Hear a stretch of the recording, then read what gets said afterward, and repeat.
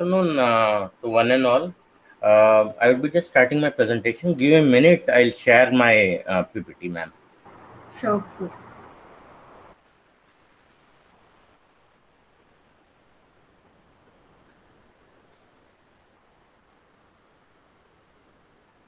Yes, ma'am. I think my PPT is visible, ma'am. Yes, sir. Your screen is visible. Yeah. Screen is visible. Right, ma'am. So today's agenda or the purpose is that we have to develop a research methodology and hypothesis for a research paper on a particular topic. So as you can right away see, I have chosen the rather subject of right to information, the Right to Information Act. And the topic, a broad topic, I would say, since it's a research paper, the broad topic is something like Law Commission of India recommendations vis-a-vis right to information. This is the preliminary structure of what I wish to state, during my discussion. I move ahead and talking about the right to information, we all know very much that the Right to Information Act has come in 2005. There also has been an amendment in 2019. We'll look into that a little later. But the point I am trying to make out here is, though the Act itself has come in year 2005, we are seeing what Justice Krishna Iyer, the celebrated judge, especially on social justice matters, had to say, and this is a long time back, he says a government which functions in secrecy not only acts against democracy, democratic decency, but also buries itself with its own burial. I mean, that shows that a government needs to be transparent. A government should have a broad horizon. It should be able to disseminate the information, relevant information, if I may say so, to its citizenry and people at large. That is the crux of the matter, and that is in tune with the topic or even the subject I have selected. So I thought it would be fitting to start with this. Then moving ahead, why a research on this at all? I mean, long time India did not have any information system, and definitely not an act to back it up. But sometime in 2005 the act was enacted, and people say, "Arey wah! Now the act is enacted. We will have the information at fingertips." Has it been really so? That's what I would like to emphasize here when I say gravity of the problem. I would not quote, or I would really demonstrate by some statistics, by some graphics. What is the real problem? Why a research needs to be done, on RTI, and what are the factors, which are the broad factors, if I may say so, and the focusing factors which I have zeroed down to do a research on this topic. So, what is the gravity of the problem? The statistics towards that, pointing towards that, and the need for research. We go ahead, ma'am. Just have a look at this graphic, the statistics. I have disclosed the source, ma'am. It's PricewaterhouseCoopers. They have made some survey, the what you call title of the survey was Final Understanding the Key Issues and Constraints in Implementing the RTI Act. I have largely drawn the statistics from this survey of the PricewaterhouseCoopers, so I thought I should disclose the source here. As you can see the table here, ma'am, it shows the knowledge levels of RTI across 5 states. And just to pinpoint, right away, my whole research is, the scope of the research is confined to the state of Andhra Pradesh, ma'am. So I thought that since this graphic shows the state of Andhra Pradesh also, I should take this, to explain. At the start, the knowledge levels of RTI across the 5 states, And what is this telling us? You can see the broad parameters there, answering base people who are aware, right to ask all information provided about any organization, right to ask information related to government bodies, right to ask for information about private sector. That's a key point there. And right to ask for information related to media. What is that in summary telling us? While the act has been clear, act has been there, and it also defines the responsibility of appropriate government under the act with respect to creating awareness of the act. However, there has been lack of initiative, somehow from the government side. We further see some statistics to emphasize that point, the effort made by the appropriate government and the public authorities have been restricted. Really, it is, I'm afraid to say, it is a lip service, so to say, to publishing of rules and FNDQs on websites, These efforts have not been helpful in generating mass awareness of RTI. I would back up my claim, this claim, by further statistics, ma'am. This again is from the PricewaterhouseCoopers. What it shows, it shows that there are multiple visits to so-called public authority who has to disseminate the information under RTI after the RTI application is filed. You can see here, ma'am, I suppose the graphics are visible, ma'am. Excuse me. It's visible, but if you zoom it, yeah, I could do that. I could do that, ma'am. I only hope it doesn't get little blurred, Now, ma'am. Yeah, now it's better than the earlier one. Yeah. So you can see here, ma'am, in the graphic, we take the larger picture, ma'am, in the whole graphics. We won't really threadbare, discuss because of the constraint of the time. The 57% aspect which is there, people have really, that is in the white shade, ma'am.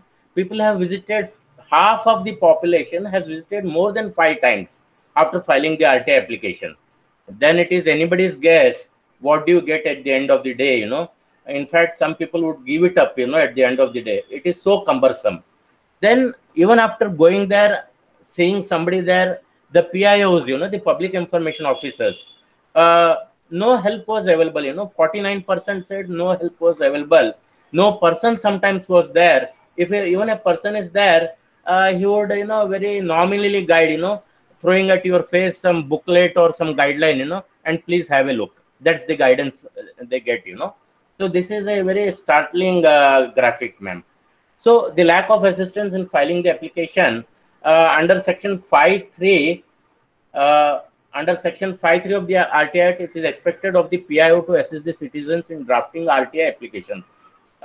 Sorely that is lacking, And as we said that during the information seeker survey, more than 49 respondents did not receive any assistance at all.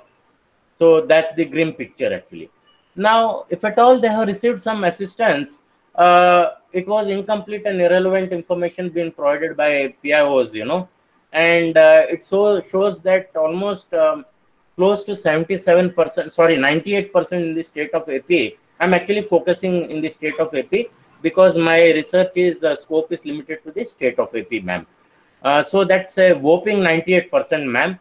So it is anybody's guess again that what really comes out of the so-called celebrated RTI Act, I know I'm saying with a bit of sarcasm, but the statistics speak for themselves, So that's what it is about.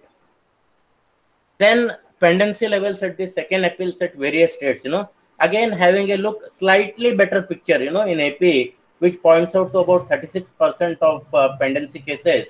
And the wait period is about roughly 5 months or so.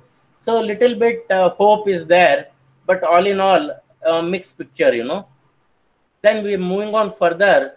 One big problem, madam, is the signage, what they call as signage. The lack of signage is a major problem. Actually, Assam tops it, 85%, where no signage or signboards were present, Not all people are literate in India. So you can easily understand that this is a big problem, And in spite of multiple visits, the poor chap cannot locate where the PIO's office is there at all, Forget about processing his application.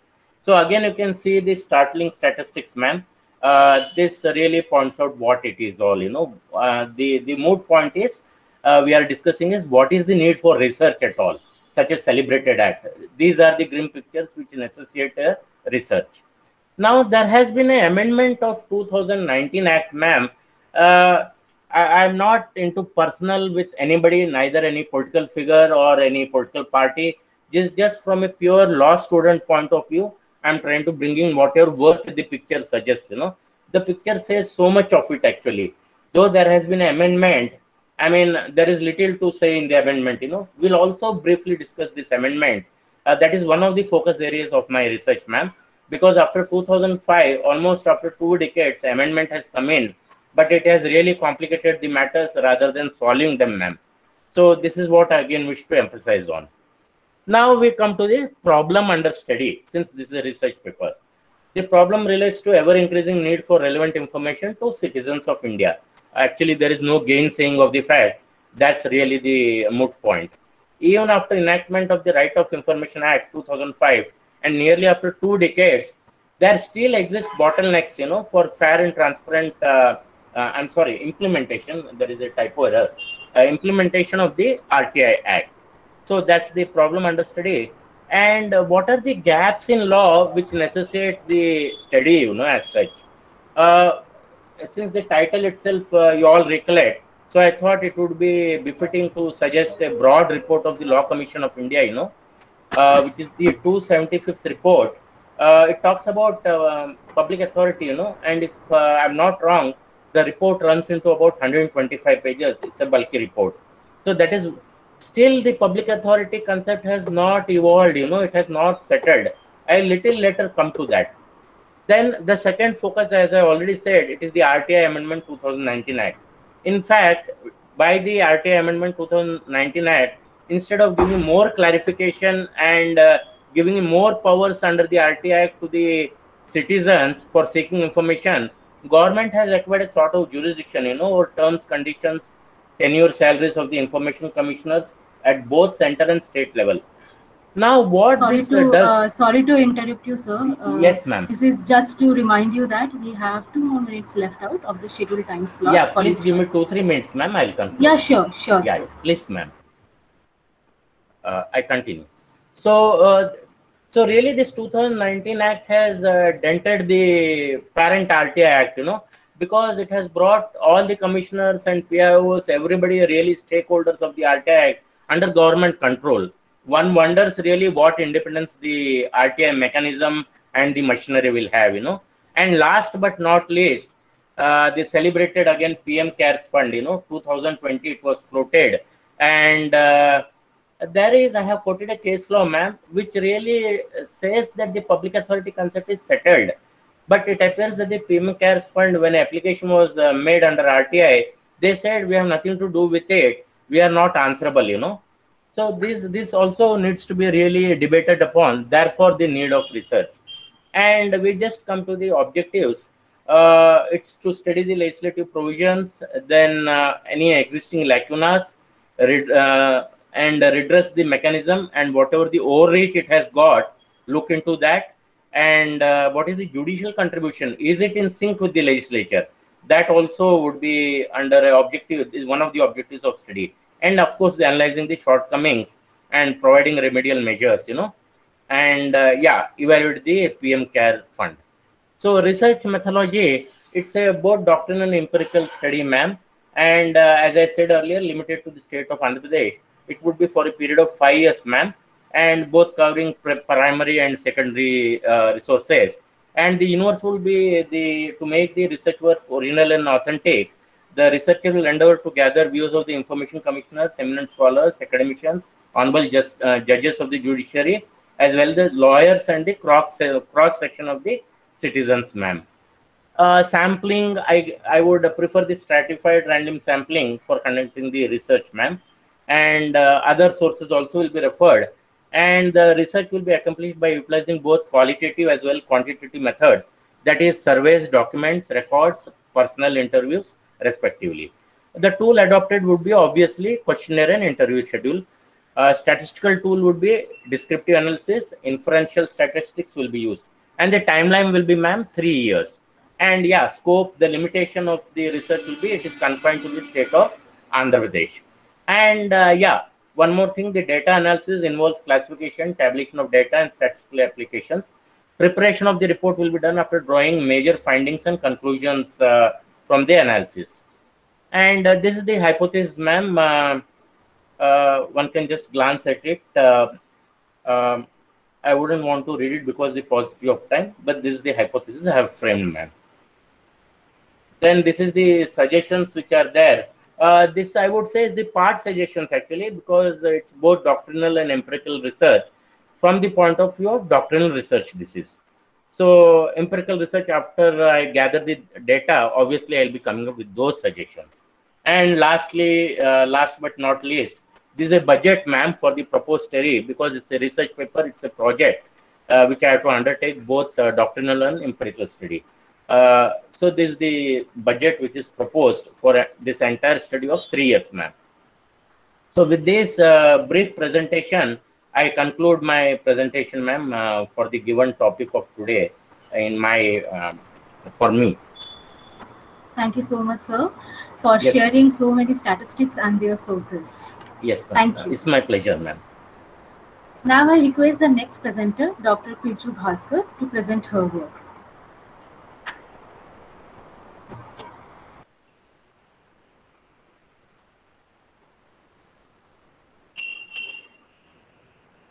Thank you, Aditi. Am I audible, Aditi? Yeah, ma'am, you are audible. I'll start with my presentation in a minute. Yeah, sure.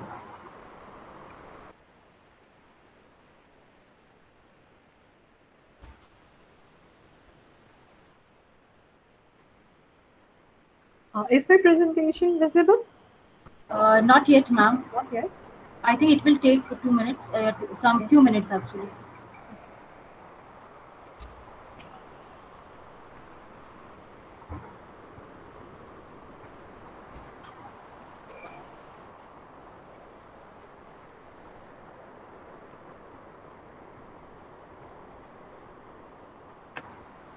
Have you shared the screen, Priju ma'am? Yeah, let me check once again. Yeah, I have done share. I don't know why there's some issue is there. Share option is not working. So shall I start without my PPT? Because I don't know, some issue is there. Enter screen. Yeah, ma'am, you can start. And if you want the PPT, you can mail to the mail ID which is given. And Tanya, ma'am, if it is possible for you to run the PPT forward. Yeah, sure, ma'am. Okay. Send it across, ma'am. I'll share it. Okay. So if it's possible, okay, you can take another participant. By the time I will send my PPT to you, because it won't waste any time. Okay, thank you, ma'am. Then we will move to the next participant. Okay, thank you, ma'am. And after that, you will present, ma'am. Yeah, sure. Now I request Dr. P.R.L. Raja Venkatesan, sir, to present his work. Good evening, ma'am. Good evening, one and all. Let me to share my slides.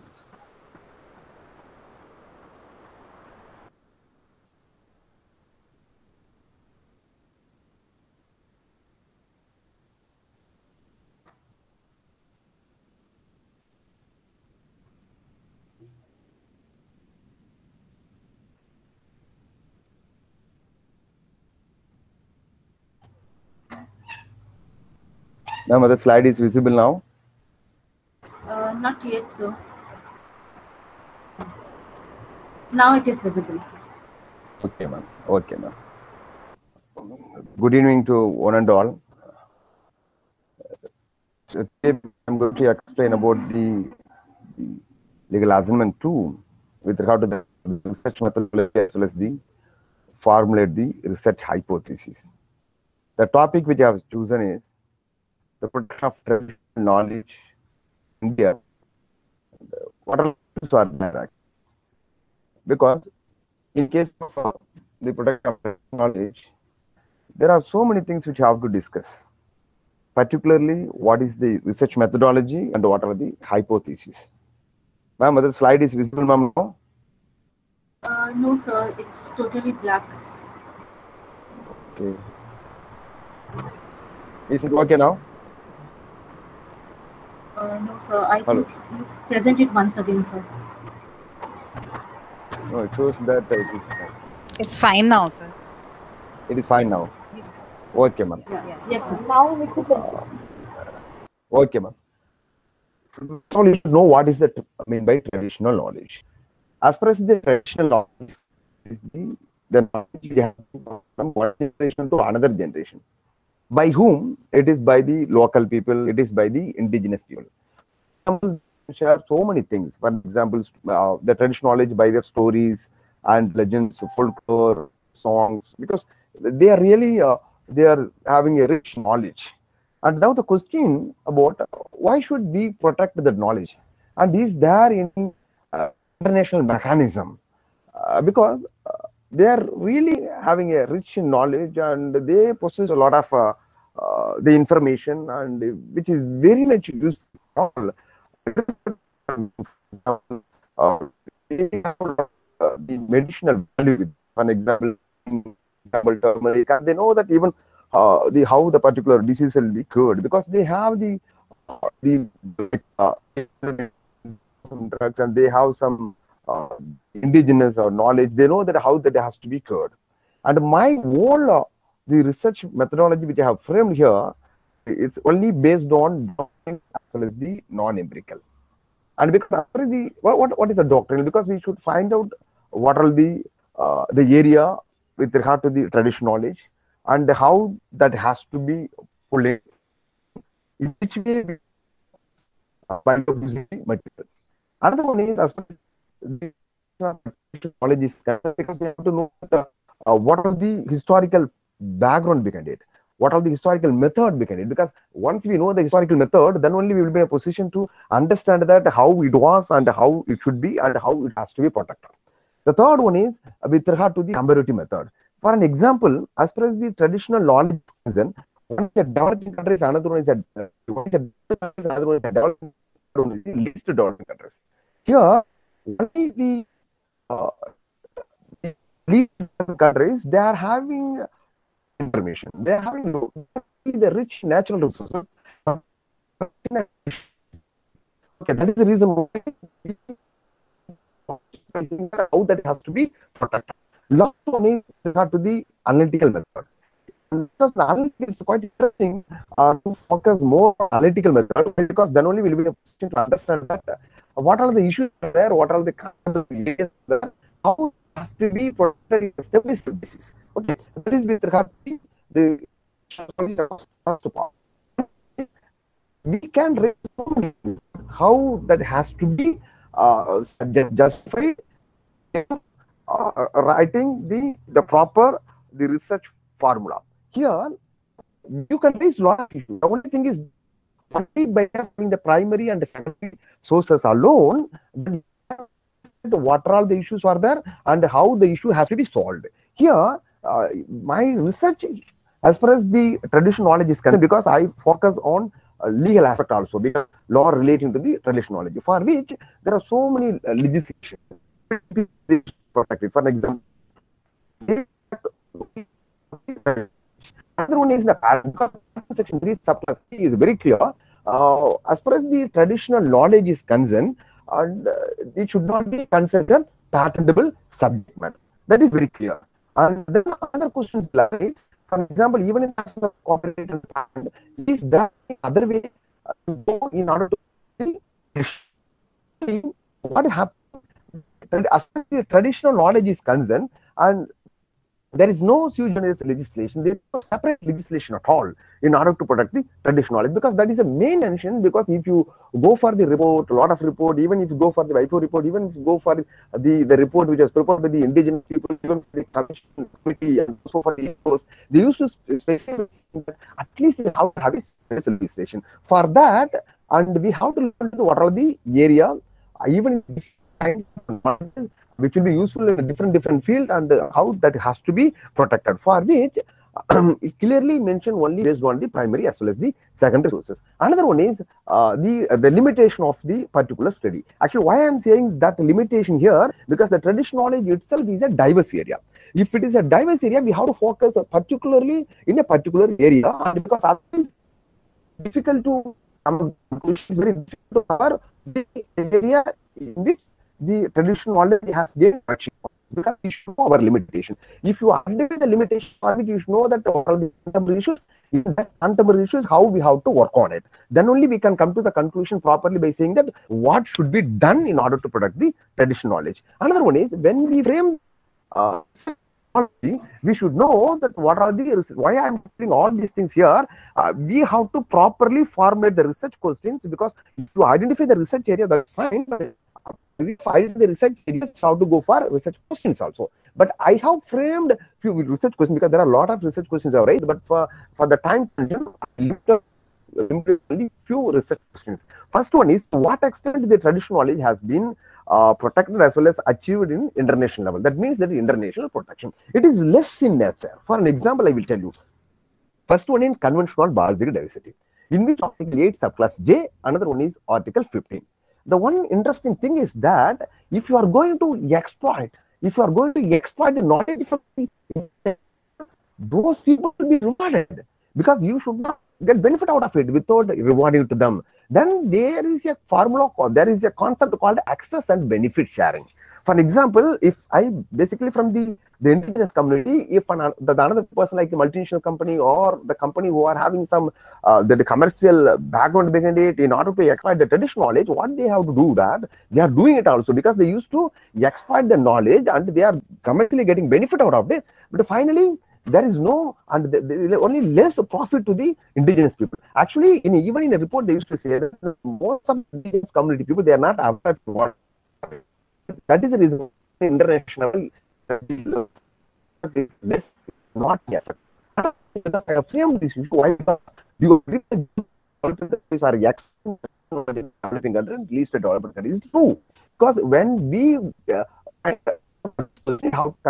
agreement also. Why I am saying all those things? TRIPS is a tricks of whom? By the developed country. They know that how to exploit the knowledge of the indigenous community, because they always think in a commercial aspect. That is the reason why I framed this question in order to identify what are the stand of developed countries. Another one is what are the legal mechanism for the protection of traditional knowledge. India has legal mechanism earlier. Even in international perspective also, it's the lack of mechanism which is the need of our, by saying that has to be protected at any cost. Last one is what are the policy issues, because whenever we think about the legal mechanism, we have to think about the policy level, because the country normally what they do, least developing countries and developing countries, they are showing much interest in order to come up with this sui generis legislation. But as far as the developed countries is concerned, what they are doing it, they are exploiting the knowledge of the indigenous community by way of getting the patent. Even we, for an example, neem patent, we fought against our traditional knowledge, and even for a term neem, then finally we succeeded. And another one is that we frame the research, the following things which have I have just formulated it. First one is sampling, but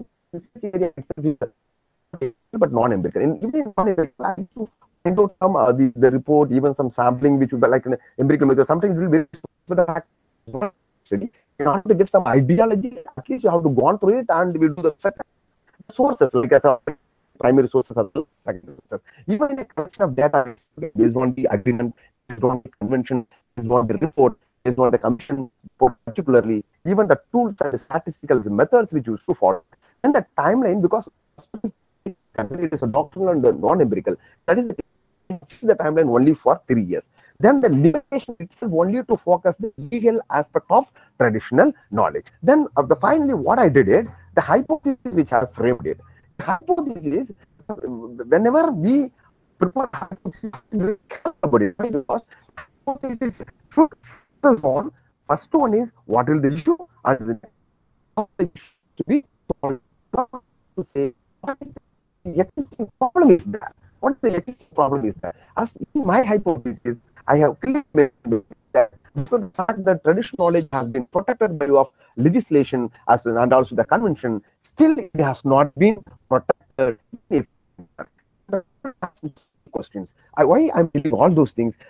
We always concerned the indigenous community, which is always that people who in the hills area and other areas, because they are not their rights. They are not aware of how their knowledge has been by the multinational company. Why I am saying this, there is a concept called bioprocessing. Even in terms of biopiracy, they are exploiting the knowledge of the indigenous people. Finally, they are not doing anything else, because even in conventional biological diversity, there has to be rewarded. But the result is, and now, while we are formulating the research methodology as well as the hypothesis, I'm very clear about it, how I have traveled it, finally, what will be the result. But my focus is only on legal perspective. If you focus on legal perspective, if you give a legal standard and the guarantee to, I'm sure that definitely they will get benefit out of it.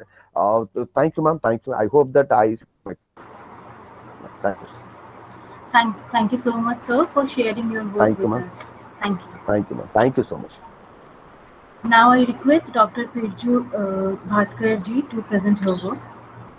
Thank you, Aditi. Am I audible? Yeah, ma'am, you are audible. Okay. So, can you share my presentation? Tanya, I ma'am. already sent it to the mail. Tanya, ma'am, are you there? Yes, ma'am. I'm doing it, ma'am. Yeah. Okay. So yeah. Is it visible now, ma'am? Yes. There. Yes, ma'am. Thank you.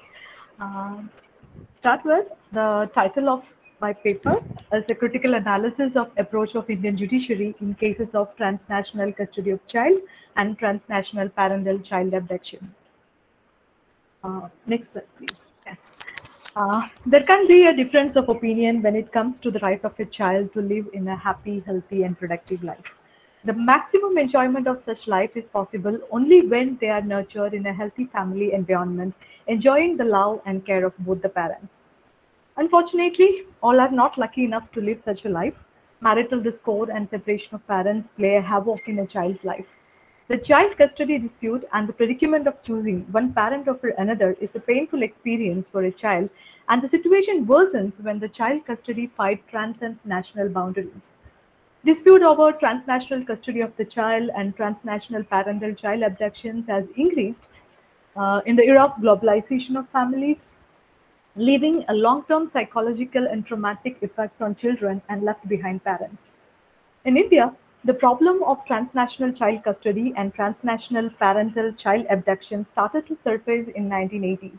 More than 3 crores of Indians live in foreign countries having cross-border matrimonial relationships. When such a kind of diverse family unit breaks down, the children, most probably the babies, suffers as they are dragged into international legal battle between their parents. An unresolved and unsatisfied order of a child custody by an Indian court or foreign court gave rise to interspousal child removal. It can be termed as most unfortunate after children are abducted by their own parents to India or to other foreign jurisdictions in violation of interim final orders of competent courts or in violation of parental rights of aggrieved parent. India is a chosen destination, particularly when one or both parents are Indian. India is being cited as a soft state for parental child abduction because abductors see it as a safe haven as parental child abduction is not recognized as a crime in India, and also India is not a signatory to the Hague Convention on Civil Aspects of International Child Abduction, which seek to provide a speedy remedy for return of abducted child to his or her country of habitual residence. Besides, there is no specific domestic law as to tackle the issue of transnational custody of child and transnational parental abduction. As a result, the parent from whom child is abducted left with no option but to proceed with a normal court process by filing custody guardianship petition, which typically follow a long procedure before reaching a final decision. So when once the matter reaches before the court, the judges have to decide the legal, emotional, psychological, and sociological aspects of these issues, and that too without any legal guidance. In absence of a legislative guidance, judicial opinion has focused on factual determination rather than on any theoretical construct. The judges are left to adjudicate based on their own discretion. While exercising their discretion, they have referred to opinion of a few foreign courts, recognized the principles and doctrines of most intimate contact and the closest concern, the mirror order jurisdiction, and emphasized on doctrine of committee of courts and first strike principle. But there is a judicial consensus that the best interest and welfare of the child are paramount importance rather than legal rights of the parents. So that is the research problem that the researcher highlighted in paper. Looking into the aim of the research, you can see to explore the issues and challenges of Indian judiciary faces dealing with transnational custody of child and transnational parental child abduction, and to focus specifically on judicial decisions and recapitulate various principles and doctrines on which these decisions are based, to overview the problem and outline why transnational parental child abduction occurs, to discuss in general the international conventions that touches this issue, to examine the existing law applicable to such cases and legislative attempts to make a new domestic law, to discuss India's contrary regarding accession to Hague Convention and strongly argue for accession to Hague Convention to assure effective and expeditious return of our children to their habitual residence, whether it is India or any other foreign country. And finally, to put forth the need for a specific legislation to deal with transnational custody of a child and transnational parental child abduction for guiding judiciary while adjudicating such cases. Next slide, please. Based on this, the researcher has formulated a hypothesis. Judiciary in India follows a uniform approach while dealing cases of transnational custody of child and transnational parental abduction. To test this hypothesis, the researcher has formulated and investigated a few research questions. Next slide, please. So these are the research questions. What are the different principles and doctrines that guide judiciary while adjudicating the cases of transnational child custody and transnational parental abduction? Whether judiciary is having a uniform approach while adjudicating such cases? Is there any accepted international, let alone universal mechanism to achieve protective measures? What approach is taken by Indian judiciary to avoid conflicting orders passed by two different jurisdictions on the same issue of minor child? Should Indian courts continue to have supervisory jurisdiction for child's welfare? And is there any specific legislation to deal with transnational child custody and transnational parental abduction? Moving on to the research methodology, this is purely a doctrinal research paper. The research is concerned with approach of judiciary while adjudicating the matters of transnational child custody and transnational parental child abduction, and a detailed analysis of the principles and doctrines applied by judiciary in India. So, method of the study, the researcher used here is a content analysis, descriptive and analytical methods. The secondary source of data is extensively used to verify the hypothesis. For content analysis, the researcher relied mainly on secondary data available from books, journals, reports, newspapers, and judicial judgments passed by various courts in India as well as judgments of foreign courts. That's with my presentation. Thank you so much for patient listening. Thank you, ma'am. Thank you so much, ma'am, for sharing your work with all of us. Thank you. Now I request Dr. Sushma Sharma to share her work with us and start her presentation. Ma'am, your mic is in mute. Good evening, everybody. Am I audible and visible properly? Yes, ma'am. Okay, I'm just attempting to share my PPT, which I already have mailed to you.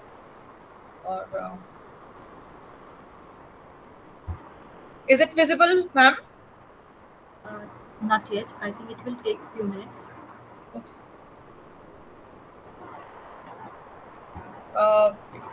I would request you to share at your end, ma'am. If it is creating hazards, we should not be wasting time. And I'm beginning my presentation. I already mailed it at the given address. Tanya ma'am, she already mailed. Yeah. Just 2 minutes, 2 seconds, ma'am. I'm loading it. Yeah. Okay. So You can start, ma'am. My name is Dr. Sushma Sharma. I'm Associate Professor at National Law Institute, University Bhopal. And my major preferences of area of study is administrative law and constitutional laws. So when this particular assignment was given, I thought of working on a topic which is quite dear to my heart. That is about delegated legislation, which is also known as administrative rulemaking. So I have made my PPT and made my presentation strictly adhering to the guideline which is given for submission of assignment. And I tried not to deviate from those points, and I have elaborated only those points which we are supposed to present and discuss over here. So the research topic which I have chosen is a critical analysis of the control mechanisms, a critical analysis of the controls over delegated legislation in India. So I thought that rather than putting simply analysis, I will be evaluating, I will be analyzing whatever work was done and whatever kinds of rules and regulations are made in India, and will also be presenting my own view by little bit of comparison with existing control mechanisms which are present in the other countries also, like USA and UK. But basically, I wanted to restrict my area of research to delegated legislation in India only. So keeping this research topic in mind, I have framed the following hypothesis, which you can see at the slide, the hypothesis is the existing control mechanisms over administrative rule making in India seem to be inadequate. So this is my presumption, which I am hypothesizing, which I am having a strong feeling that this is going to be proved or verified at the end of the study if I would complete it in the tenure, which I am assuming, because this is just a plan of study which I am sharing with you. And then the methodology of work, because the subject is like that, so I have chosen to conduct a doctrinal research only. And this is a doctrinal research, so it will be involving, as all of you know, the theoretical analysis of the primary data, the rules, the legislations which are made by the parliament or the state legislative assemblies, and the subsequent rules, bylaws, regulations which are made under the power which has been delegated to the administrative authorities. So this is completely a kind of doctrinal research which I have decided to do. So the methodology is restricted to the doctrinal one. Kindly shift to the next slide, ma'am. So the second head which we were supposed to specify is under the head of type of research, which I have already told. So it's a repetition, doctrinal one. And then methods are including the primary and secondary sources of data. The primary data would be involving the acts themselves, the acts which are made by the union legislature or the state ones. And the rules and regulations themselves would be acting as a primary data. And the particular reports, etc., the different tools I will be sharing, all those will be elaborately explaining there that what are the primary sources, and the secondary sources would be different commentaries or other researches which are conducted by law department. So it will also be including the secondary data also. So the judgments also which are given by the judiciary and the commentaries which are written over the judgments, all of these would be combined by me as a method to collect the information. The universe of the research is the next thing which we were supposed to explain. So as far as the universe is concerned, the focus of my study is India only, because delegated legislation is a rigorous technique which has been used. So even if I could have preferred to take only Madhya Pradesh or one particular state, that would be sufficient. But I thought that I must be looking at a larger scale. So I have taken India as a complete universe of the research. So all the different delegated legislation, techniques, methods, different kinds of rules and regulations which are being made in the different parts of the India, I would be screening them. And so that is why the focus is complete India. Then I have explained there the sources, as we were supposed to write the sources also. So the sources for the collection of the data, the information are basically one, the physical one, which is the library of my university or other libraries which I could access, which I could be able to access probably physically by the physical mode. The other sources would be in the COVID times, especially the internet and web sources have become very, very important. So I will also be collecting my information and my data through the internet with the help of means of web sources and digital sources which are present either in the websites through internet or in the library also. We are having various sources, libraries which are in shape of digital libraries, which we are a member of those legal resources, legal database. So that will also be a digital source, but in our case, it would not be web source. So that is why I have specified 3 sources are there. Please, next slide, please, ma'am. So this is the another point which we were supposed to specify, the tools. So the research tools which are adopted, which are to be used by me, I have specified 13 tools over here. The legislations, the Constitution of India, which is allowing delegation of legislative power. And because we are not talking about separation of power in the complete sense, although it is a, we can say, considered to be a basic structure of the Indian Constitution, but there is nowhere in the Indian Constitution any kind of stoppage over delegated legislation. Separation of power is present only under Article 50 of the Indian Constitution, if we say that is with regard to separation of judiciary, okay, with the other organs. So delegated legislation is allowed constitutionally in India, and so that is why the first source would be constitution and legislations, other legislations which would be made, which are being made, existing there. Then different books which are written by authors of repute. Then magazines, newspapers, case law, which is decided by the High Court and Supreme Court would be considered. And then reports and publication of the Government of India about delegated legislation, about administrative reforms also, the law department records, okay, other records which are related to framing of administrative rules, and the statements of policy which are made by the administrative authorities, and the speeches, policy documents, then other records of the research institutions, annual reports which are submitted by the government departments, because every department indulges in the rule-making process at one or another level. Because this is irony that more than 70% of law which we have presently is the outcome not of the legislature, but of the executive in shape of administrative rules. So that is why the departmental annual reports also become very, very important. And then I have named about the report of law commissions and parliamentary committees on subordinate legislation, because it was a very, very crucial issue. On one hand, the legislature has the primary responsibility to make the law. At the other hand, the legislature is not having sufficient time or expertise to make that law look into the technicality. They are compelled to relegate it to the administrative bodies. So they have made committee on subordinate legislation. There are specific committees there which discuss what kind of controls should exist. So these would be the different tools. Please shift to the next slide, ma'am. So this is the last slide which I intended to share, which is about the answer to, in reflection to those points which we were supposed to submit in the assignment, collection of data, and there is some overlap in those points where we're supposed to explain. So here also that overlap would definitely be reflecting.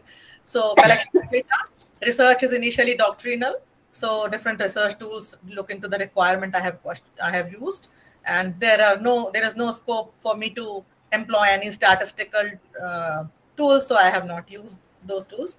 Timeline which I have fixed was initially 1 year, and the limitation of the study is, the canvas of the study is that it is limited to India. As far as the nature of the controls are concerned, I have decided to cover all the kinds of controls, whether legislative controls over delegated legislation, like the laying of the rules at the table of the House before they are being implemented or enforced, and discussion and debates in the House. So I would be covering the legislative controls also over delegated legislation.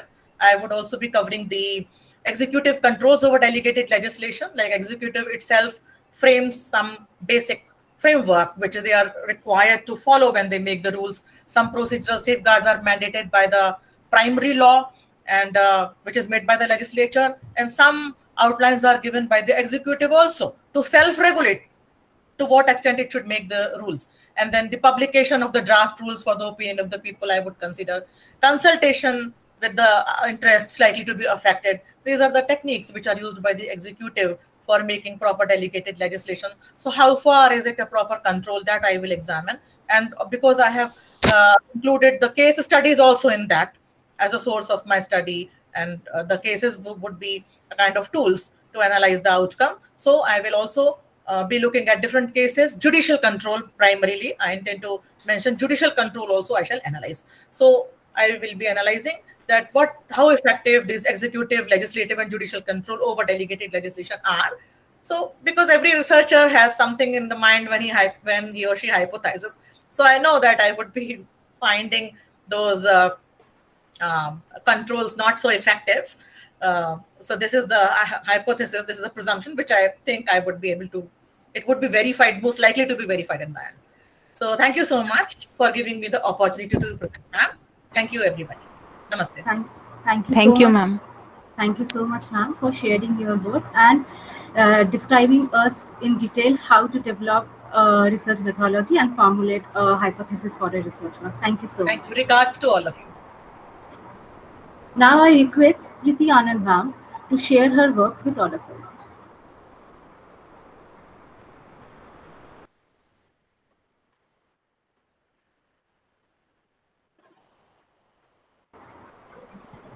Preeti Anand ma'am, are you there? Hello, ma'am, can you hear me? Yeah, ma'am, you are audible. All right. I'll just take a moment to share my screen. Okay.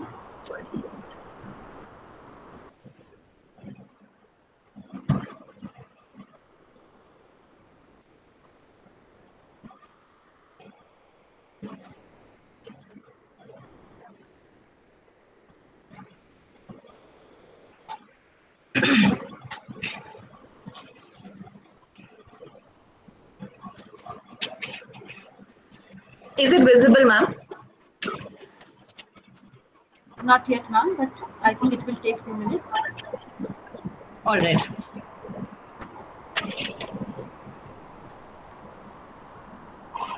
All right, it says can't share your screen. You must grant permissions in order to share screen.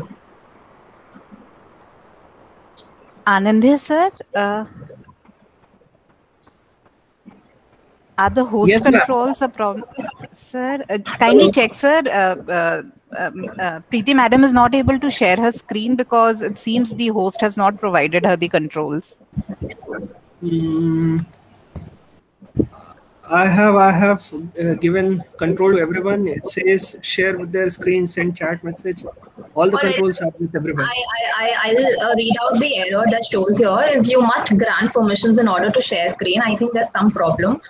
Just give me a moment. I'll try to share it again. Okay.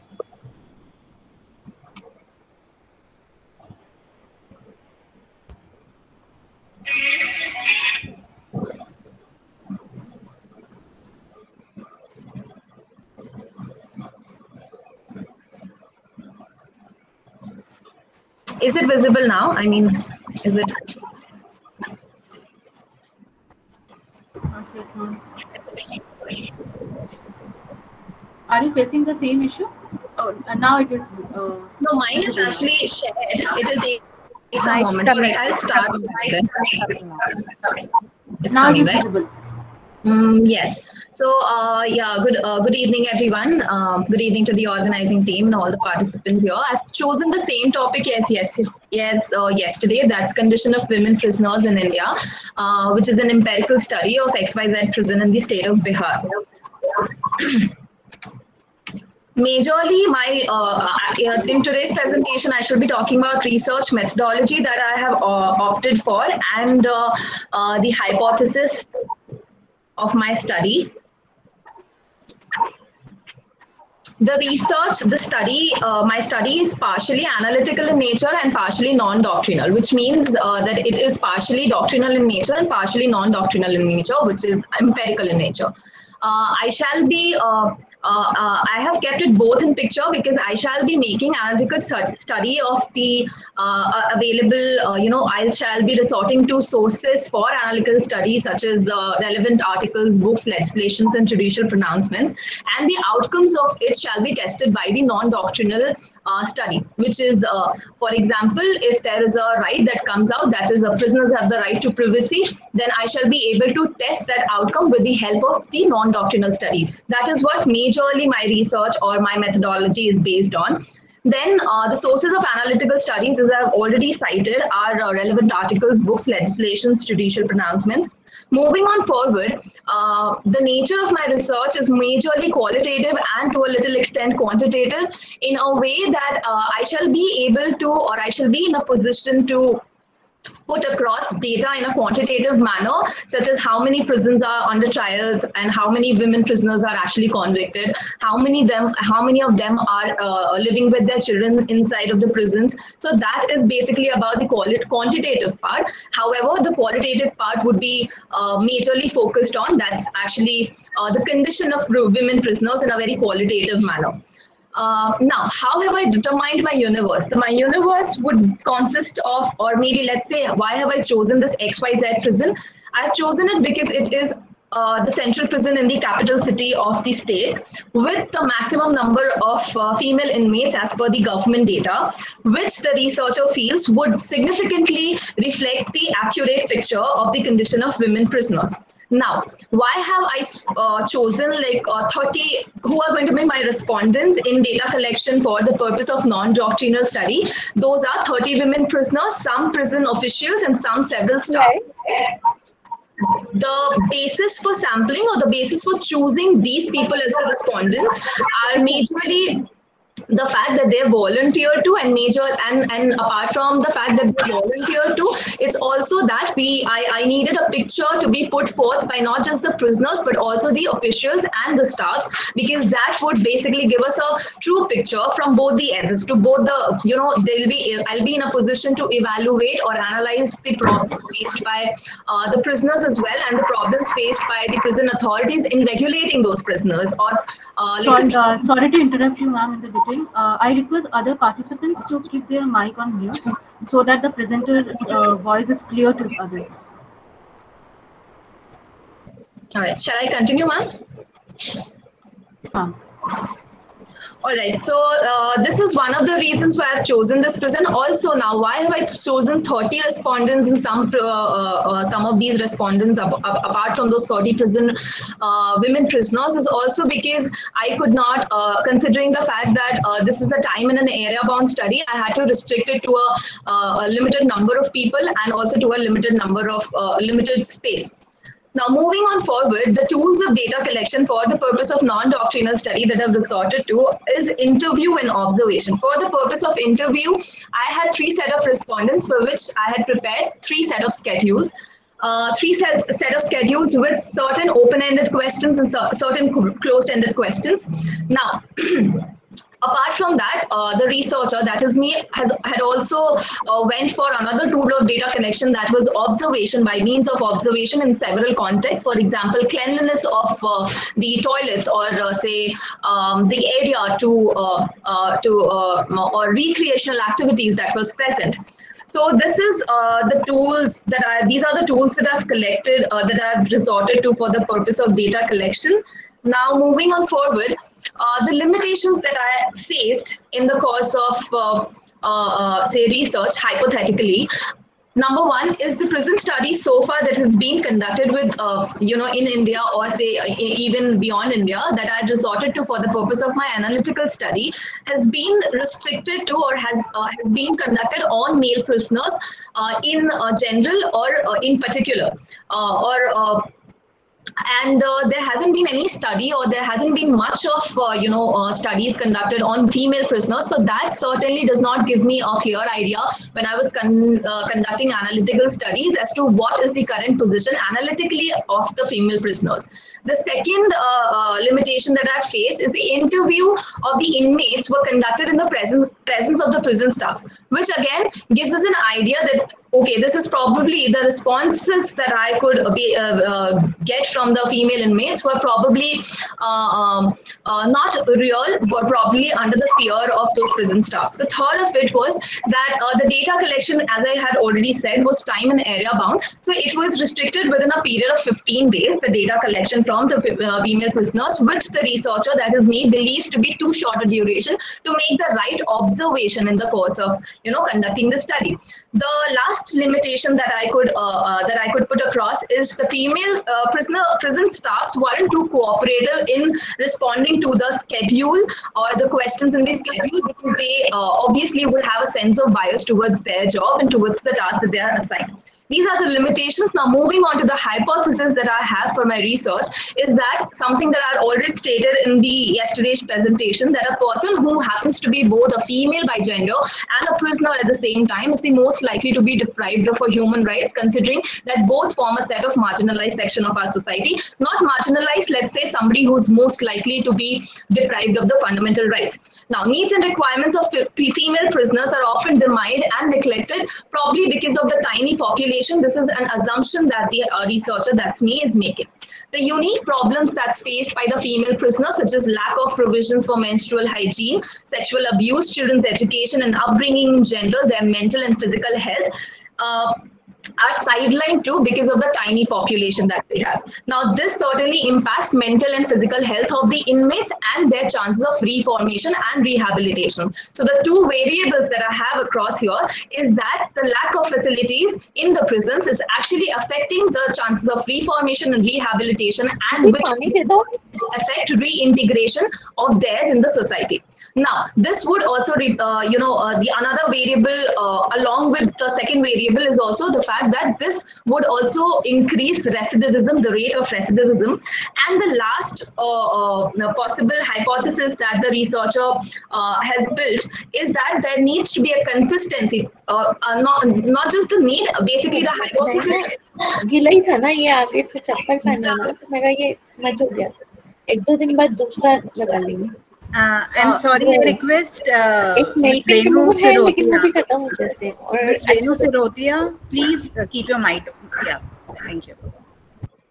All right. So last hypothesis that the researcher has is that there is a lack of consistency between the prison laws in the state of Bihar and the Model Prison Manual, which is a soft law formulated by the Parliament in order to safeguard, and that gap needs to be abridged. That gap needs to be filled. There needs to be consistency in order to safeguard the interests of the female prisoners in the best possible way. So this is all that I have to present. Thank you for patiently listening to my presentation. Thank you so much, ma'am, for sharing your work with us. Now I request Dr. Neelam to present her work with us. Dr. Neelam.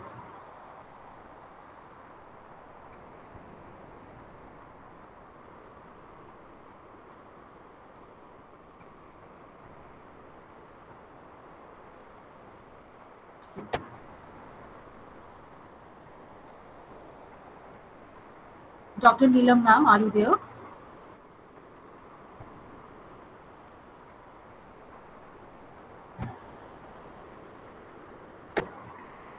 She's left, I think. I think she will join later. Also, she is here. Neelam, ma'am. Hello, ma'am. Yeah, ma'am. Yeah, actually, I was not aware that today I have a turn. Actually, I'm driving right now. The list is circulated, ma'am, today. Hello. Okay, ma'am. Can you hear me? Oh, yeah, ma'am. Okay, ma'am, no issues. Yeah. I did not receive any mail or call from your side, so I was not aware that I have to present.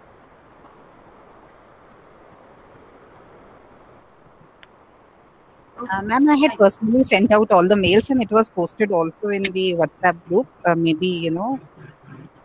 Actually, today I was very busy with my college. So yeah, no problem, ma'am. No problem. So okay. No problem, ma'am. No problem. Yeah, thank you. Okay. Thank you so much, ma'am. Thank you. Okay, ma'am. Thank you. We'll move on to the next participant, Aditi, ma'am. Yeah, sure, ma'am. Now I request Dr. Prema to present her work. Dr. Prema. Thank you, one and all, for giving me the opportunity. So I'll just start presenting.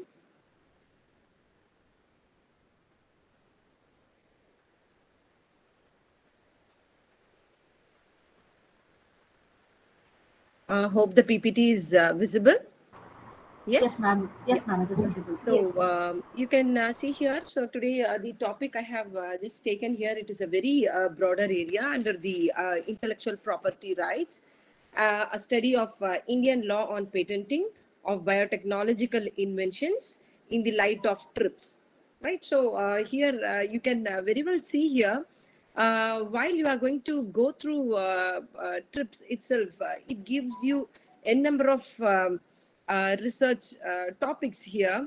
One of the emerging areas of intellectual property rights, and you can just find out many topics here. And of course, biotechnology is one such thing. Even it is an emerging area, and it has its own importance. While the development of the science and technology is going to be there forever. So I'll just right away come into the hypothesis where you can also understand how these very rawly you can understand when it is going to be biotechnological invention. One incident I'll just try to quote so that immediately you can connect it and see what is the necessity and what is the current problem going on. So it was PepsiCo India, which had filed a suit against the Indian farmers. I think it is the Punjab farmers, since the potato variety, which was specifically was planted, right, by the PepsiCo India for chips, the Lay's chips, and the other related varieties, and it was used by the local farmers, and they said that it was a violation. So here I'm just giving to the participants how these kind of biotechnological inventions, when it is going to be from the foreign countries and the companies who are going to invest here, and what is the law behind it when it is going to be regulating such kind of inventions inside a particular state concern is. So that was the core issue we can understand, and the necessity for the Indian law specifically for biotechnological inventions. So everyone here, as teachers, you really know the Patents Act 1970, and there were many amendments till 2005 too, and the inclusion of genetically modified organisms into it in these amendments, whether that is going to be sufficient, there comes the question. So you can also keep it as a limitation where we are going to analyze the Patent Act in India. And now I'll just jump onto hypothesis, then go to the limitation of the study. It is the hypothesis. You can see, don't think that it is too very long, but it includes many things. And of course, as the previous presenters I saw, and it is also one kind of, type of categorizing, the hypothesis into categories, or you can, it will be very helpful. So it can also be done like this. So generally under the existing law of patents, as India have already, both Indian law and international, right? So I have not included law here because international, it includes when it is going to be, of course, it also comes under law, the European patent regime or the other countries' patent regime, which always are compared while our own legislations are going to be developed, especially when it is going to be patent laws concern is, or IPR related laws concern. So you can just now go to the second part here. As confusion exists with regard to biotechnological inventions for obtaining patent, as it is very difficult to find out whether the end product is actually a discovery or an invention, the Indian law lags behind and has to develop so as to respond to the new developments in the field. So here you can get a confidence that there is going to be a lag behind. We don't have sufficient or appropriate laws while the development of the biotechnological inventions are encouraged. We are also frontier in the inventions, but still there is no, we just stop at the level of policy and regulations, whether that is going to be helpful. So that is going to be tested upon, where in the result we'll be just finding out as recommendations, and we can just include that as our research goes on there. So limitation of the study, though the subject matter of patentability is too wide, the whole study is only limited to patenting of biotechnological invention. So we are not going to question all the things relating to the, for instance, now there is an, artificial intelligence and the things which the artificial intelligence involvement of, not involvement, but how artificial intelligence itself, a robot finds a particular, for instance, repurposing of drugs, right? So all these are questionable, it raises, but we are just limiting it to the biotechnological inventions alone, because as the hypothesis goes, whether it is going to be an invention or a discovery, there comes a question. So here you can see the methodology, which is too very important. It is doctrinal and non-empirical. And it is an explanation and historical method. Of course, it is for sure, because we are going to talk about the gene DNA technologies, which was previously existing, and the research is still going on to it. But countries like USA and Europe, they have clarity over what they are going to invent, and to what extent these DNA tests can be, related researches can be done. So in India, it is we are lagging behind. So historical methods for these biotechnological inventions are very important. And case law method, of course, it is commonly used, in our legal research. We do it, and I have deployed that one also here. And analytical method, of course, it is too very important. As the previous speakers were also talking about how the analytical methods in the legal research, it is too very important. And finally, the comparative. So why we have taken comparative, and especially biotechnological inventions, or sometimes you can also take it to the patent regime also.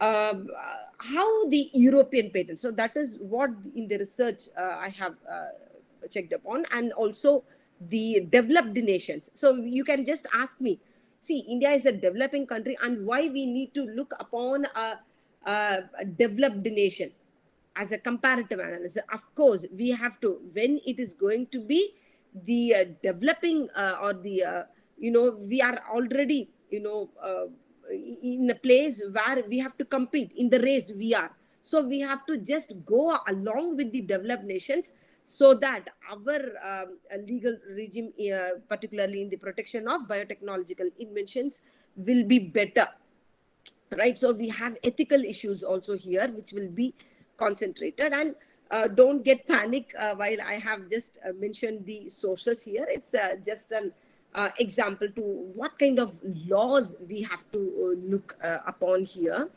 And the primary and secondary sources, the statutes, both in the international level, the countries like UK, US, those patents, and even Thailand Patents Act, right? So equal economy to India also is also analyzed as the primary sources. And you can see the secondary sources, where the latest, publications, the law journals, which are too very important to look upon what is the developments going to be there, and the web sources, and the newspaper reports. Because I'm just making my presentations, this research, where you can see the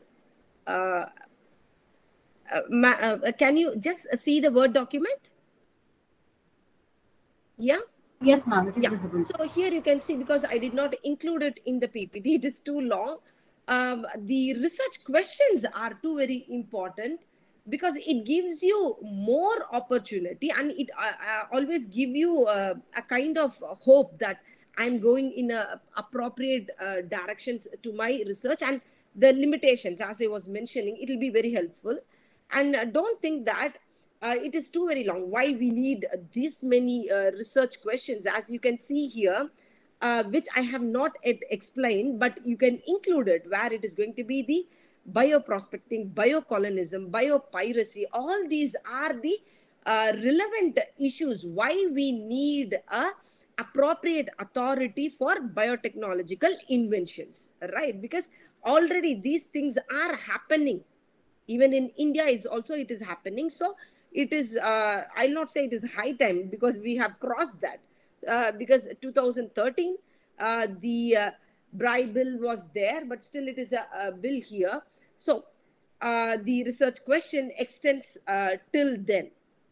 So all the questions which a particular person who is going to look upon this particular research will be having a similar kind of questions, where we have to be very cautious to look into these aspects, so that it will be helpful. And it's not that I'll not tell it will satisfy the opponent or the person who is looking into, but you yourself will be confident on your research. For that purpose, when the research questions are too many, it will be helpful for our research to be carried out. And of course, the hypothesis we have framed will be, whether it is going to be at the result, right?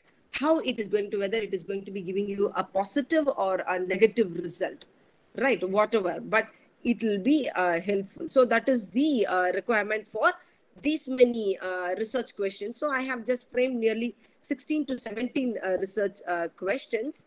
So as the end of this one, why India has a problem in setting up appropriate act with the biotechnological regulatory authority is the particular issues where the stakeholders who are involved in this biotechnological inventions and the impact upon the people upon whom the ethical issues, that is not addressed properly, which have to be taken into consideration so that objections for such kind of bill will not be there. So thank you so much.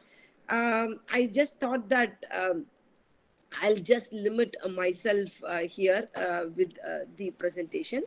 Thank you so much for giving me the opportunity. Thank you, ma'am, for sharing your work with all of us. Thank you. Now I request the next presenter, Forum Pandey, to share her work with all of us.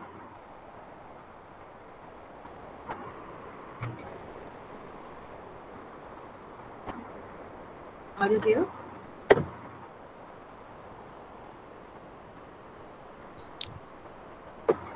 Tanya ma'am, I think No. she's not here. Yeah, she's not here. Earlier she was there. I think she left in between. Okay, then we will proceed with the next one. Neha Gadgala, are you there, ma'am?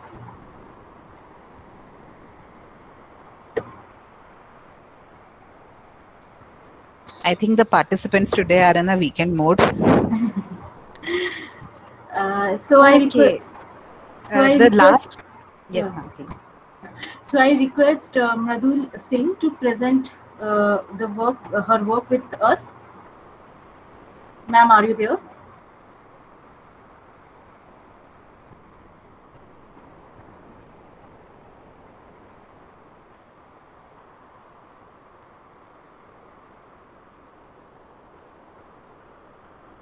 Tanya ma'am, I think she is there, but hello. Yeah. Hi. Can you just give me 5 minutes? I'll just ask the driver to stop the car. I'll present. I'm on way actually. Just 2 minutes. I'll be right there. Okay, ma'am.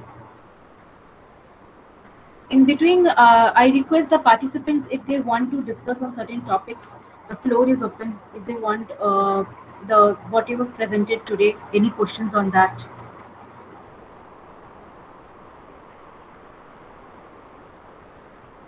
Prema ma'am, are you there?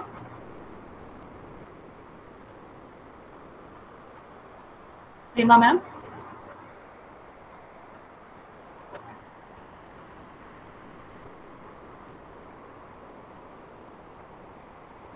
Hello, ma'am, may I ask a question? Yeah, sure, ma'am. Okay, since all the researchers and senior people are also here, some of the modern researchers, they sometimes ask this, that is it necessary to write hypothesis always, or if we only mention the research questions, that would be sufficient? Because there is some kind of overlap between them also. Okay. Although if you look at the traditional framework of writing a research, we do write a hypothesis, we do have a presumption in mind, and in order to solve that, resolve that presumption, in order to verify that, we definitely make research questions also. But is it necessary to draft both of these things? Will the research not be perfect without it? What is your take on that? This whole scenario must also be changing along with changing times. Should we adhere to all those formalities even today, or we can skip either of these two things, research questions or hypothesis, to mention it expressly, especially because these things exist? But whether it is required to mention, what is your take on of the researchers on that? Anyone in the participant list? Anyone want to answer this? I have an idea about this. It's like whatever I feel I want to share with you. Actually, ma'am, you have asked whether we need to have research hypothesis while we have research questions in our mind. Obviously, I'm a very new researcher. I have just done my PhD, so whatever knowledge I have with that, I would like to just take a call on your question. Ma'am, I think whatever problem you have in your mind, whatever issue on which whatever you want to do your research, there may be too many facets of that. And for that too many facets, you may have too many questions, like 4 or 5 questions, whatever you have in your mind. But your hypothesis, whichever I have learned, should be very pointed and very much specific. It must something denote to your result which you may come up and after researching on all those questions which have come in your mind. That's why I think hypothesis is still very relevant and it will be always relevant. While research questions should always be there because too many facets are there. You have to cover this topic, that, international, Indian laws, these, that, and whatever you have in your mind. So that's what I feel, that hypothesis is very much needed and it will be always relevant. Thank you, Srishti. Actually, we also insist upon doing this, like when we guide our students. But it is the new people, the younger generation, which is coming. They are saying that why should we adhere to all those formalities there? Even if we are doing a research, is it necessary to mention everything in a particular format? We should have a freedom to skip, to mention a few things there also. So this is their day. Maybe I have something to say, Please, Sushma. please. Yeah. See, I have, as yesterday also I was mentioning about my guide, Dr. Dave Dambrose, Right. Everyone has that much respect, till he was there as a HOD. And I have seen a research report written by him, many reports, where I have seen one such kind of thesis, which was without hypothesis. It had that many. And I just requested, and of course, Professor also gives, as research scholars, he gives us, see, these kind of researchers come upon. But there was also a remark as an evaluator, he has said that there must be a hypothesis and rewrite that particular work concern. There was no problem with what kind of research they are doing. That is okay, well and good. The research questions were very nice, but the lack of that hypothesis was pointed out, and it was recent. So as answering to your point, of course, we have to stick upon these traditional type of framing hypothesis. It is because there is a new we are belonging to some traditional school and we are continuing that thought. So even when we evaluate the students, we keep marks, 1 mark for hypothesis, 2 marks for research questions, and if they skip it, they are at loss. So we should be like opening up to accommodate the new people also. Thank you. Ma'am, actually there is a new scholarship which is being developed. It says it classifies between a non-law, that is humanities side, and on the science side, that hypothesis is purely on basically on the science side, and on the social sciences, the hypothesis has been renamed or recategorized as what can be said as research criterias or research objectives. Not research objective, but I'm actually forgetting the name. But some statement kind of a word has been kept for it. So it is sine qua non to hypothesis. Although the objective of hypothesis, because it is considered that from a science side, 2 + 2 can be considered as 4. But in social sciences, there cannot be 2 + 2 4. There will be other variables which will be available. So has been renamed and redeveloped for social sciences subject now. I can tell you the name in let's say 5-10 minutes. I'll get back to you on this. So please. Ma'am, if I may add to this, I'm not a doctoral student or professor, but I'm a practitioner, and from practitioner's perspective, I would say a lot of time projects are commissioned from government departments and several other organizations, it may be civil society organizations within country or from outside country. So everyone have their own scope. So before the preliminary scope is discussed, these things are pertinent, but then everyone have their audiences, and accordingly the knowledge collateral, which in our academia we would say article or a research paper, those kind of knowledge collaterals are created, and those reports adhere to each organization's unique style. Now as I couldn't see the name, but as the previous speaker was saying that now the trends are changing. Basically, if the research is empirical, then of course hypothesis is required, but if research is doctrinal, so generally terminology used is that based on the preliminary assumptions, X, Y, Z, some sentence or construct would be there, that this construct is envisaged and visualized for developing this particular thought work. Because whatever collaterals are developed in practical milieu, and which go from different organizations, whether it is again mentioning national or international civil society organization, and sometimes institutional organizations relating to a specific international organization. Then they say that based on these presumptions, we are developing this thought work, and gradually lot many consultations happen.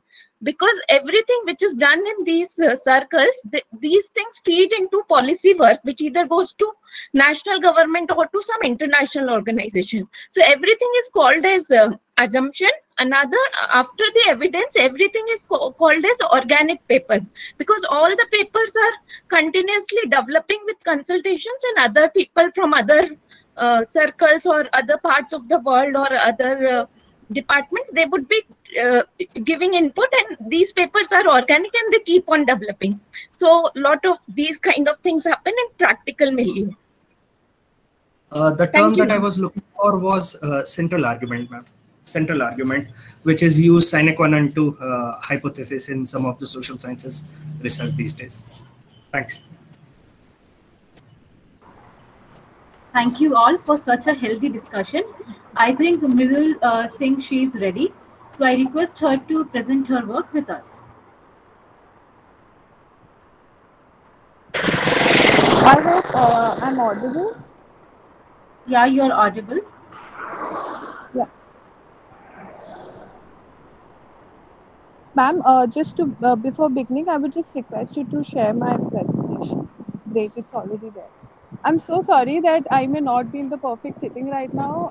I'm actually traveling for somewhere. So I've just stopped in between just to make this happen.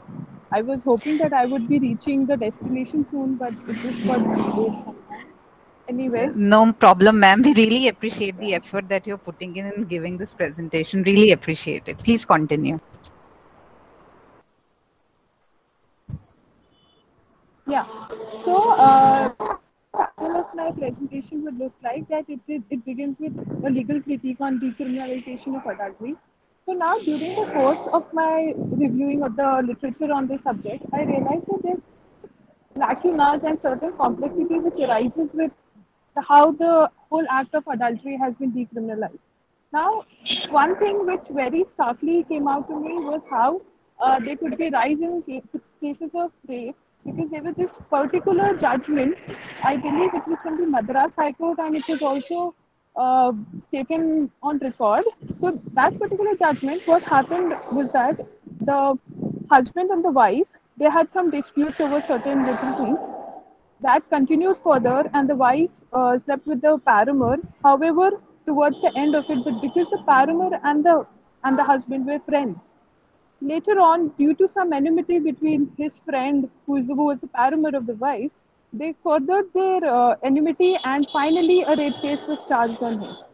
It was so during, and there were certain other angles which I would like to discuss in the paper. Today, I to continue with the restrict myself with the research, the presentation, which begins with what is the research methodology. As you may have understood, it's a legal critique on decriminalization, and I think it is purely restricted to doctrinal sources only. inclusive of both primary and secondary sources. Now, primary sources, the tools which we say in what are the tools in legal research work, it would include of the study of texts, statutes, rules, regulations, and the judicial decisions. Now, of course, judicial decisions are part of the primary sources. So I will make sure, and that is the major basis of this paper.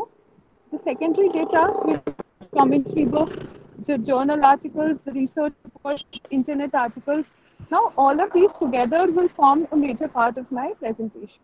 Now, I would request you to move to the second slide.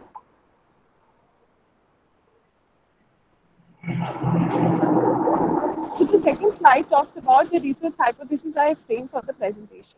Now, if you see, I will begin with the first one. The first being, the decriminalization of the act of adultery has paved the way for a more equitable society for both the men and the women. Now, it's a praise judgment. The Joseph Schein case, it's a praise judgment, and I believe it has made a lot of new legal jurisprudence for the development of sexes in the country. It has paved the way for a more equitable society. This is what I believe today. But I hope that during the course of the research, I hope that stays, or that not, that we'll see towards the end. Second being, the decriminalization of the act of adultery will lead to an increase in frivolous rape cases at the behest of the other spouse. As I already previously mentioned, that I found some judgments which I believe could be read in detail to understand the complexities which may arise. Third being, this act of adultery will lead in the rise of cases of divorce. Now, of course, it is already known that adultery continues and remains as a ground for divorce. I am so sorry for the disturbance in the back. Okay, but as I think we already know that adultery, it continues to be a ground for divorce. Now, it's a moral wrong and a legal wrong. The discussions around that continue and they revolve.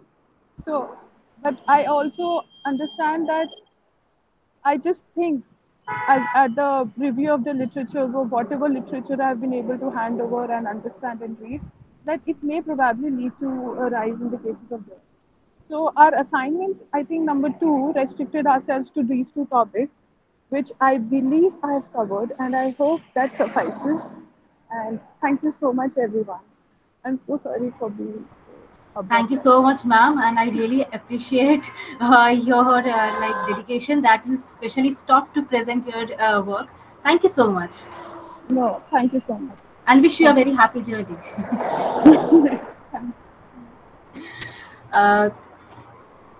With her, we have completed all the presentation.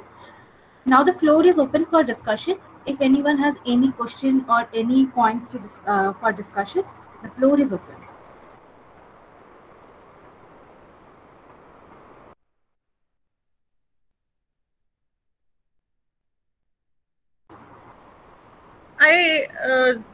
I just have a small query can I ask?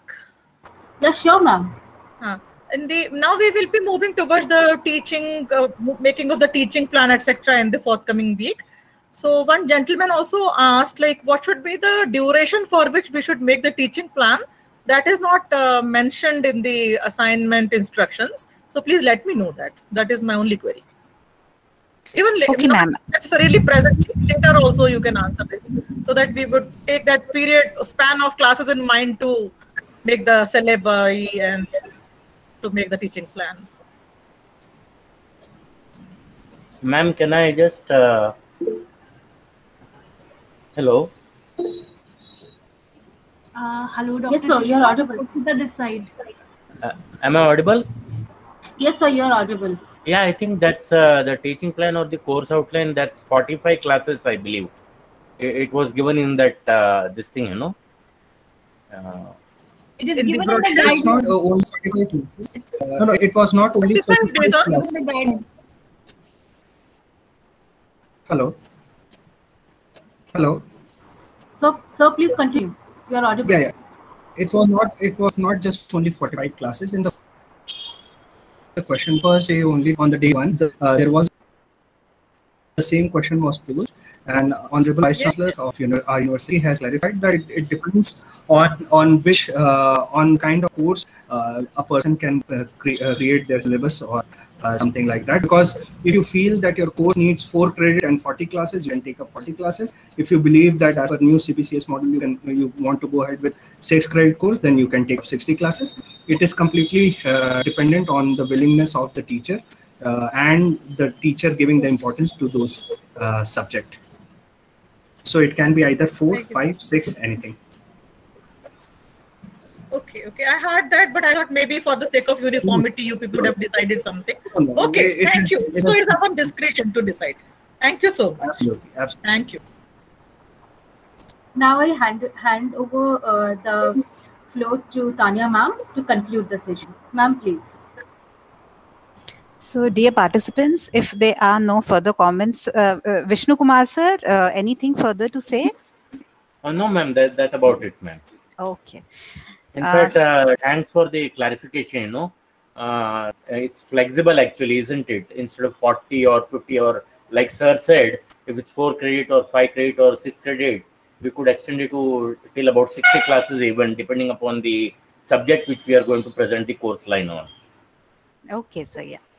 Right, ma'am. Okay. Thank you once again, all the participants. I, on behalf of the organizing committee, I thank you all, and especially the presenters today who presented their research methodology as well as their research hypothesis before us. It has truly helped us to better understand as to how to put the theoretical principles that we have learned so far within this week into practice. So once again, we thank all of you for your continued participation and efforts. Now, as you understand that with this week, we have come to an end of our week 1, which was dedicated to the learning of innovative methods in legal research. So along with the learnings of the resource persons and the learnings that we have taken with us in the assignments that we have completed so far, we will now proceed on to the next week of the faculty development workshop, which will be dedicated to the discussion on innovative methods in legal teaching.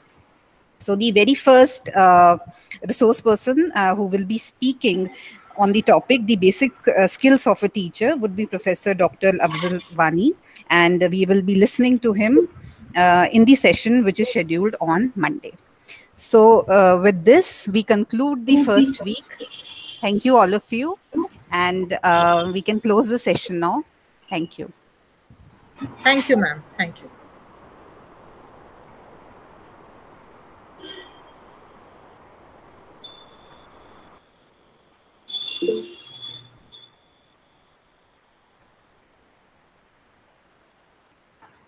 Thank you.